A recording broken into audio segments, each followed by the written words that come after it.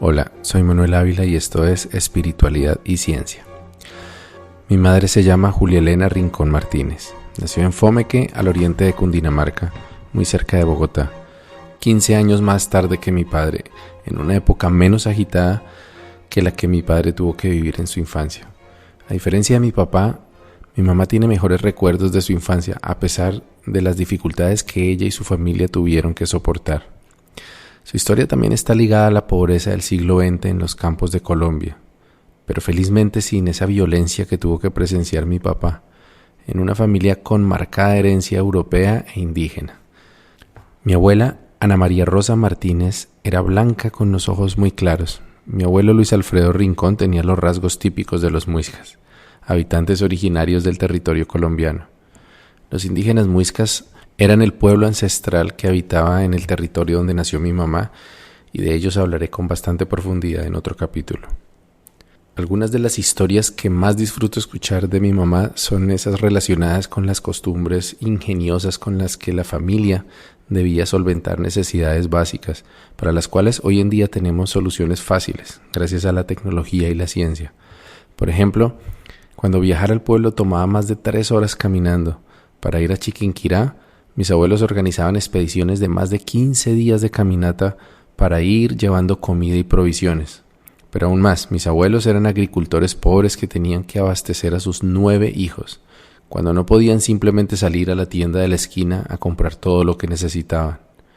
De hecho, los abuelos solo podían permitirse pagar con dinero en efectivo las cosas que eran absolutamente imposibles de cultivar, procesar, construir o crear con sus propias manos. Un ejemplo que recuerda a mi madre es la elaboración de esteras y juncos para dormir en lugar de colchones, que la familia hasta ese punto no conocía. Se elaboraban con las capas secas del vástago o planta del banano que se cultivaba cerca de la casa, y del junco, que es una planta que se daba en los humedales, teniendo un telar como guía. Los colchones llegaron a su casa cuando ya había pasado la infancia de mi madre. Mi abuela era la encargada de alistar los materiales para la elaboración de las esteras y los juncos. Cortaba los vástagos, zafaba sus capas y las cortaba a la misma longitud para dejarlas secar. Alistaba el fique y hacía cabullas con las que amarraba 2 cañas a cierta distancia para ir atando las capas del vástago enrolladas. Se podría pensar que por lo menos la cuerda tenía que haber sido comprada en el mercado, pero incluso eso se hacía en casa. Mis abuelos demarcaban la finca con pencas de fique y borrachero. El fique es una planta monocotiledónea nativa de las regiones andinas de Colombia, similar a la planta de agave, con hojas cuya estructura estaban formadas por fuertes hilos de fibra. Mi abuela recortaba las pencas, las aplastaba con un desfibrador, lavaba la fibra y la dejaba secar, para después tejerla en forma de trenzas o lazos de varios calibres. No solo para las esteras, sino también como sogas, alpargatas, cordones y cualquier otra cosa que tuviese que atarse. Hoy en día, si alguien necesita un colchón nuevo, solo tiene que conectarse a Amazon, elegir uno que se ajuste a su presupuesto, esperar un par de días a que le llegue y colocarlo en su cama. Para la familia de mi madre, incluso algunas de las cosas que actualmente consideramos más simples y baratas eran una tarea exigente que requería la participación de varias personas por varios días para completarse. Una ventaja que tenían en aquellos tiempos era que la basura que se generaba era muy poca, casi todo era biodegradable, aunque no siempre se compostaba, sino que a veces se quemaba, reduciendo así la ecoamigabilidad de la vida campesina. Aún así, la vida en el campo era mucho menos agresiva con el medio ambiente que nuestra actual vida en las ciudades.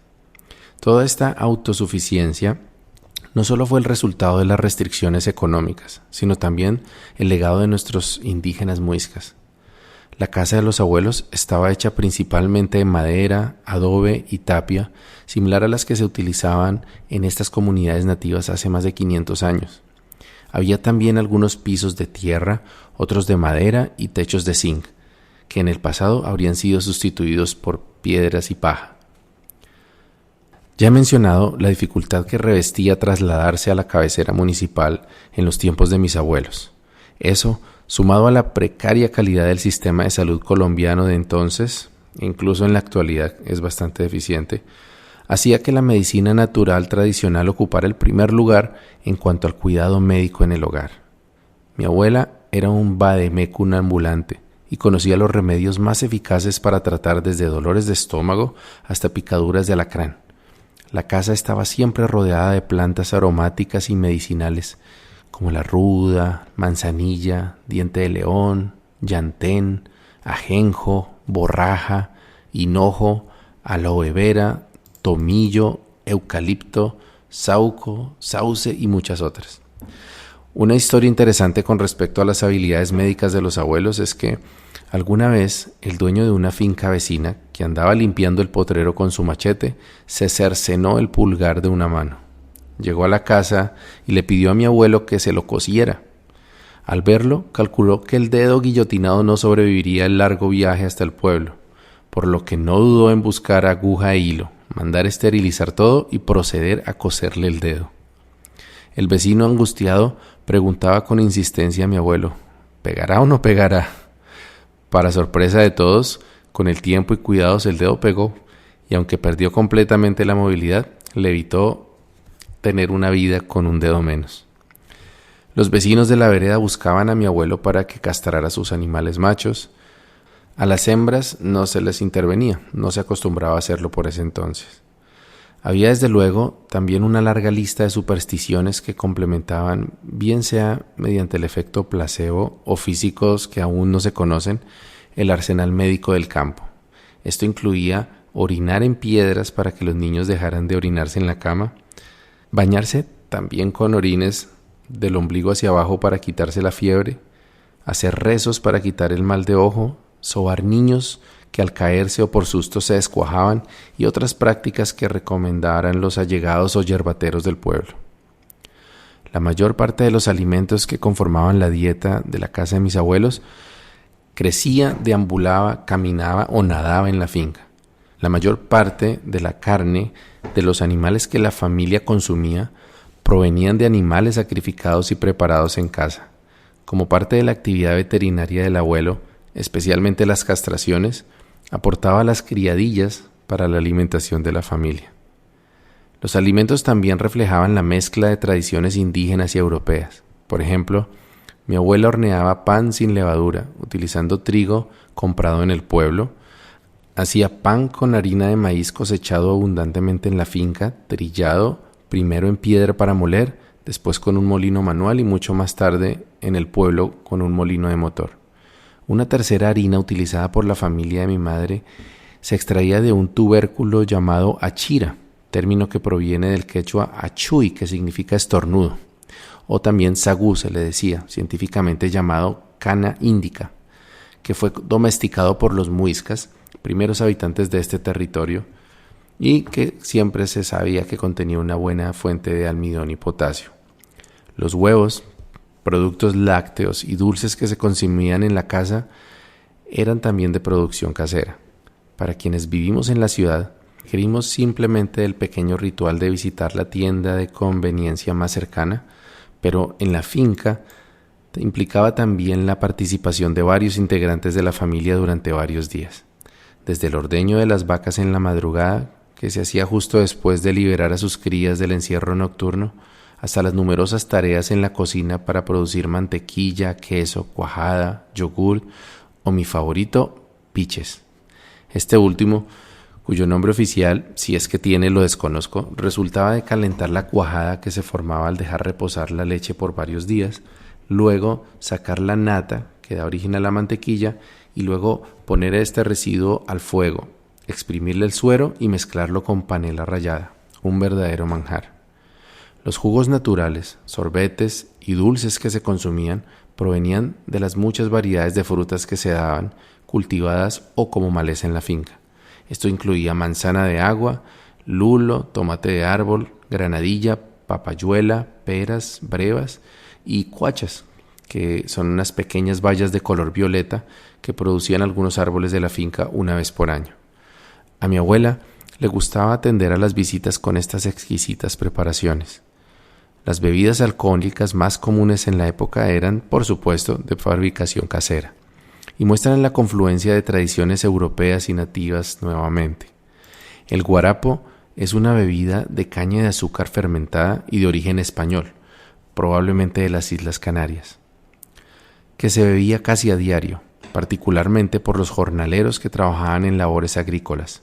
Se preparaba a base de agua de panela, la bebida tradicional más popular de Colombia, pero fermentada con una levadura especial que se conocía como cunchos, la cual solía concentrarse en los últimos residuos del guarapo que quedaban en el barril, ron, calabazo o garrafón que se utilizaba para fermentar una nueva ración del guarapo. Esto dio origen al término coloquial cuncho para referirse a los últimos restos de cualquier bebida o también al hijo menor, que se utiliza en el centro de Colombia. El guarapo se podía dejar fermentar tanto que al tomarlo llegaba a emborrachar. La otra bebida alcohólica típica de la época de mis abuelos era la chicha. Esta es en cambio de origen indígena y los cronistas españoles ya daban cuenta de ella en sus primeras crónicas de la conquista. Se preparaba a base de maíz cocido y molido, endulzado con panela, también fermentada en barril o calabazo curado. Se sabe que su uso por parte de los muiscas era ceremonial y por lo tanto, aún en los tiempos de la infancia de mi madre, se tomaba en ocasiones especiales, como bautismos, matrimonios o bailes veredales. Un dato curioso sobre la chicha es que su proceso de fermentación ancestral implicaba que las mujeres de la comunidad masticaran el maíz cocido y luego lo escupieran en la tinaja. Se dice que los españoles, ya aficionados a la chicha, no les entusiasmaban los escupitajos ancestrales, por lo que incorporaron los cunchos a la mezcla. No llegaron a obtener el sabor y fermento que la saliva muisca les inyectaba. En todo caso, al siglo XX no llegó el fermento masticado, pero sí el espíritu de su uso casi ritual como tradición que se pasaba de madre a hija. El masato también tenía un lugar muy importante entre las bebidas alcohólicas en la familia de mi madre. Se preparaba con harina de maíz o de arroz. Era y es más suave y espeso que la chicha y que el guarapo. Se preparaba para fiestas familiares y se compartía acompañado con mantecada, empanadas, colaciones, tortas o pan. Todo lo anterior marcó la vida de mi madre y por lo tanto la mía. Sin embargo, la parte que considero más importante de su legado es la fundamentación de los preceptos que definen su vida. La importancia de la educación como posibilitador de la transformación personal, la puntualidad y la necesidad de brindar ayuda a aquellos que nos rodean. A pesar de las dificultades descritas y la limitada aplicación práctica de gran parte del conocimiento teórico que se impartía en la academia, mis abuelos fueron rigurosos en su certeza de que la educación sería la herramienta para asegurar el futuro de sus 9 hijos. Todos ellos recibieron educación primaria, la cual, a pesar de ser gratuita, fácilmente accesible, a solo 1 hora de camino, no era muy aprovechada por gran parte de la comunidad campesina. Mis abuelos consideraban que saber leer, escribir y ejecutar las operaciones matemáticas básicas era fundamental para impedir que sus hijos fueran marginalizados por la sociedad. Mi abuelo, quien cursó hasta el 3er año de primaria, obtuvo reconocimiento por su excelente desempeño escolar. En adelante fue un gran autodidacta. Se encargaba de proveer a la familia y de velar por que sus hijos estudiaran, tanto así que los enviaba sabiendo leer y escribir a la escuela. Era quien estaba pendiente de la realización de las tareas, hacía referencia a que el estudio era la herencia que le iba a dejar a sus hijos. La educación secundaria era de más difícil acceso, porque para obtenerla había que trasladarse al pueblo, que como ya mencioné, quedaba 3 horas y media a pie, cuando hacía buen tiempo, o la mitad si la ruta se hacía a caballo. El bachillerato no era gratuito, pero los abuelos contemplaron la posibilidad de que todos sus hijos terminaran sus estudios si así lo deseaban. Para mi madre, que es una de las 3 hijas menores de la familia, la situación ya fue más favorable que para sus hermanos mayores, y así pudo darse el lujo de estudiar en un internado en el Colegio de la Presentación de Fomeque, en parte gracias a la habilidad y las amistades políticas de mi abuelo para conseguir ayudas como becas o becas parciales. Allí llegó ya adolescente, en la segunda mitad de los años 60, ajena a la transformación cultural y social que ocurría en las ciudades y dispuesta a honrar el esfuerzo que significaba para mis abuelos procurarles 6 años adicionales de formación académica, así que terminó su formación como normalista superior en el Colegio de la Presentación de Ubaté. Mi abuelo A pesar de no haber terminado sus estudios formales, sobresalía por sus conocimientos académicos. A él acudían los habitantes de la vereda para buscar consejos, recomendaciones para los oficios del agro o para resolver conflictos de diferente índole. También lo visitaban para obtener cortes de cabello, lo que al parecer hacía con gran talento. Mi abuela, a pesar del pesado trabajo de la casa, dedicaba la tarde de los domingos para enseñar el catecismo del Padre Astete a las mujeres de la vereda. De ella aún me impresiona la humildad con la que se desprendía de sus propios recursos o posesiones para ayudar a los demás. En una ocasión llegó a tener una cantidad significativa de dinero de su propiedad que provino de una herencia. Terminó utilizando ese dinero para contribuir en la formación de un sobrino suyo como sacerdote. En la casa de mis abuelos tenían ocurrencia eventos recordados con mucho cariño por mi madre. En el caso de la celebración de la fiesta de San Pablo y la Navidad, eran ocasiones que mi abuela acostumbraba a preparar deliciosos manjares para la familia y compartir con familiares y personas necesitadas de la vereda.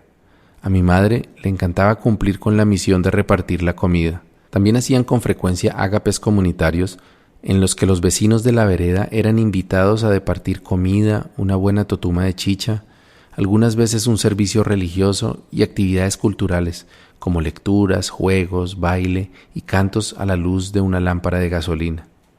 Gracias a un entorno tan ejemplar en el servicio como estricto en lo académico, la mayoría de los hijos de mis abuelos se convirtieron en líderes comunitarios.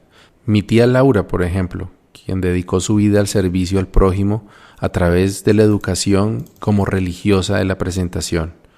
Mis tíos Alicia y Álvaro, que ingresaron a Juventudes Agrarias Campesinas y llegaron a ser representantes del campesinado colombiano ante la ONU, líderes en el proceso de formación académica de la vereda y coordinadores de actividades culturales del municipio. Por otra parte, Luis, Rosa, Otilia y mi madre encontrarían su vocación en la docencia. Después de la muerte de mi abuela, mi madre y sus hermanos acordaron reunirse anualmente alrededor de mi abuelo, encuentros en los que se disfrutaba de compartir con la familia. De esto último, lo más memorable eran los coros a capela de canciones populares como Matemos ese gallo o La Bella Primavera, que se cantaban como un canon de 2 o 3 voces, los paseos por Colombia y las comilonas, especialmente en la casa de mi abuelo. La profe Julia. Mi madre pertenece a esa rara especie de educadores verdaderamente apasionados por su oficio, que no se limitan a impartir conocimiento, sino que se comprometen con la formación integral de sus estudiantes. Desde su graduación como normalista superior, empezó una carrera de más de 40 años formando niñas y niños en conocimientos tan importantes como la lectura, matemáticas y ciencias, pero con especial empeño inspiraba a sus alumnos en la importancia de ser creativos, honorables, respetuosos, ingeniosos, curiosos y cumplidos. Expresiones como hay que ser buen estudiante y excelente persona, ponerse en los zapatos del otro y el problema ya está, busquemos la solución, hacían parte de su jerga con sus alumnos y sus compañeros maestros. Su estilo maternal de enseñanza se reflejaba en su preocupación por los problemas familiares de los estudiantes, su esmero en cultivar valores antes que llenar cabezas de conocimientos, con detalles pequeños pero importantes como abrazar y confrontar a un niño durante un momento de tristeza o eventualmente arreglar el uniforme o peinado de un niño para evitar que se convirtiera en blanco de matoneo. Mi madre se desempeñó como docente en la ciudad de Bogotá solamente. Ella, al igual que mi padre en sus inicios como maestro, fue asignada a una escuela ubicada en un barrio marginal con población vulnerable. Comenzó labores en enero de 1975 en la escuela distrital Van Houten en Fontibón, cerca al aeropuerto del Dorado, donde tuvo que utilizar un bus abandonado en un lote que se inundaba como aula y que debía bajar a sus alumnos de primer grado de primaria en sus brazos para llevarlos al baño, salir al descanso, para regresar a sus hogares al final de la jornada, todo antes de permitir que los infantes se quedaran sin estudio. Así pasó el primer año de labores porque logró trasladarse muy pronto a una escuela cercana a su vivienda.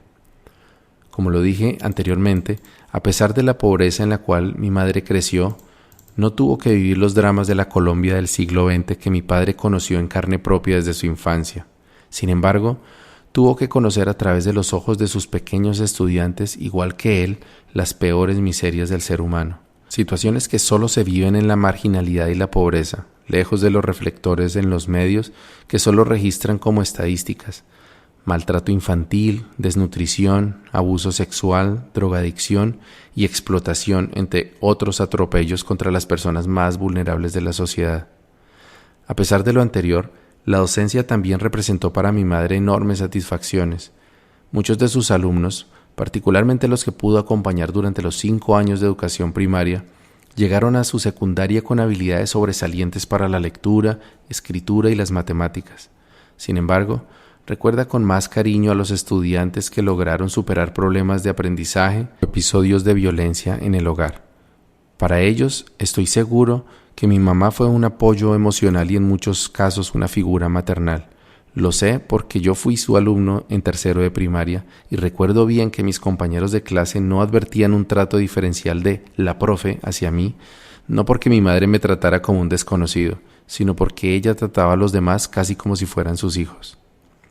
Uno de los casos que mi madre recuerda de esos años de trabajo en el sector de las colinas en el sur de Bogotá es el de una hermosa niña de cabello rubio que tuvo como estudiante de primer grado en una de tantas ocasiones. No recuerda su nombre, pero sí que era excelente académicamente. Le causaba curiosidad que era muy callada, no se despegaba de su hermano y durante los descansos no jugaba con los otros niños, sino que permanecía inmóvil, seria y con sus manitos atrás, recostada en la pared. Los docentes de la escuela sabían que su mamá tenía casa por cárcel tras haber sido capturada y condenada por participar en una de las bandas que ya desde esa época tenían como modus operandi drogar con burundanga a desprevenidos hombres en los bares, especialmente del norte de la ciudad. Su padre también estaba condenado por otros delitos, pero pagaba su condena en prisión, por lo cual los niños permanecían largos periodos al cuidado de un anciano que vivía cerca mientras la madre se ausentaba, quién sabe con qué motivo. La actitud distante y melancólica de la niña despertó las sospechas de mi madre, quien intuía que algo más grave había en esa ausencia, en esa historia de la pequeña. Sus relatos y los de su hermano no la convencían. Según ellos, no pasaba nada, pero su realidad familiar era muy compleja. La preocupación era grande, y como nada había podido esclarecer, mi madre remitió el caso a un equipo de orientación y consejería pedagógica de la institución, conformada por especialistas en psicología, trabajo social y pedagogía, quienes se interesaron mucho en el caso y diseñaron una estrategia muy cuidadosa para lograr, a través de dibujos, preguntas y otras alternativas, develar lo que atormentaba a la niña. El plan dio resultado. Se pudo confirmar que la niña había sido víctima de violaciones recurrentes por parte de su padre. Su corta vida había sido un infierno de abandono, abuso y desconfianza. El único bastión del que se podía aferrar era su hermano. Los consejeros que atendieron el caso también le enseñaron a mi madre cómo manejar casos como este de estrés postraumático para ganar la confianza de los niños y comprender sus fluctuantes estados de ánimo. Con el trabajo conjunto y permanente de mi madre con el grupo de profesionales, la niña se fue integrando poco a poco al grupo y comenzó a participar más de las actividades con los otros niños y, lo más importante, jugaba y reía. Fue retirada del colegio para irse a vivir con la abuela materna a la ciudad de Villavicencio y mi mamá no volvió a saber de ella. Sin embargo, su recuerdo quedaría grabado en el corazón de mi madre, quien entendió que la prioridad de su labor como docente no iba a ser de impartir conocimientos, sino el de estar atenta a casos como el narrado anteriormente y proporcionar la ayuda que estuviera a su alcance. En sus propias palabras, decidió ser para sus alumnos más que maestra, en adelante sería acompañante de vida para ellos. Mi madre procuraba enfocarse en los niños que manifestaban desinterés, indisciplina o problemas emocionales, y no en pocas ocasiones logró convertirse en factor decisivo para enderezar la vida de niños que quizás de otra manera habrían terminado en las garras de la delincuencia, la drogadicción, la prostitución o hasta el suicidio. El nuevo educador. El entorno social de finales de los 70 se encontraba altamente politizado y, como ya lo he anotado, el gremio docente se encontraba en la punta de lanza de la lucha ideológica revolucionaria. Mi madre, que no se identificaba con ningún partido político existente, comulgaba con algunos ideales socialistas de la época. particularmente en lo relacionado con la distribución equitativa de los bienes públicos y la responsabilidad estatal sobre la satisfacción de las necesidades básicas de la población. Debido a esto, aceptó la invitación para participar en un grupo de estudio de corte izquierdista, en el que varios entusiastas se reunían a discutir cuál debería ser el rol del maestro público en la situación política del momento y, eventualmente, durante un gobierno socialista. El grupo de estudio tenía por nombre El Nuevo Educador, y allí los participantes discutían largas horas sobre las experiencias revolucionarias en Cuba, Nicaragua o El Salvador y el papel que los educadores desempeñaban en dichos procesos. Se debatía el mejor modelo para ser aplicado en Colombia y se estudiaban los modelos educativos trazados por León Trotsky, José Martí y Quintín Lame. También se trazaban tareas para los integrantes del grupo de estudio, que a veces rayaban en lo subversivo, como distribuir panfletos o pintar paredes con mensajes revolucionarios. De cualquier forma, el Nuevo Educador no dejaba de ser un pretexto de jóvenes profesionales para socializar y relacionarse con personas afines a sus propios ideales. De allí que con cierta frecuencia el grupo programaba eventos sociales donde eran la música y el trago también los protagonistas. Fue en una de esas fiestas, en casa de su hermana, que mi madre quedó prendada de mi padre. Sin saberlo, sería el punto de convergencia que uniría las historias de dos hijos de la provincia que llegaron a la ciudad para dedicar su vida a la formación de la infancia en un país de injusticias y violencias, pero también de mística y sueños grandes. Mi madre, que era, como dije, 15 años menor que mi padre, quedó sin duda atraída por la postura y elocuencia de mi papá. Pero lo que verdaderamente le causó mucha curiosidad fue un detalle que muchos hombres en su lugar habrían tenido cuidado en ocultar. En la mencionada fiesta bailaron por primera vez y en un momento él llamó a mi abuela Dolores para que no se preocupara, diciéndole que estaba bien, que se demoraría un rato más y que luego se iría para la casa. Mi mamá pensó, qué bonito que sea tan considerado con su mamá a pesar de ser un hombre hecho y derecho. Estoy seguro de que, de no habérselo confesado, mi padre nunca habría adivinado que la corta llamada a su futura suegra habría sido lo que le robó el corazón a mi madre. Sí, Octavio lo había puesto en el camino correcto para llegar a esa reunión. Mi abuela Dolores, su otro ángel, lo había puesto en el camino correcto para llegar al corazón de mi madre. Gracias, abuela. Buen camino y buena brisa.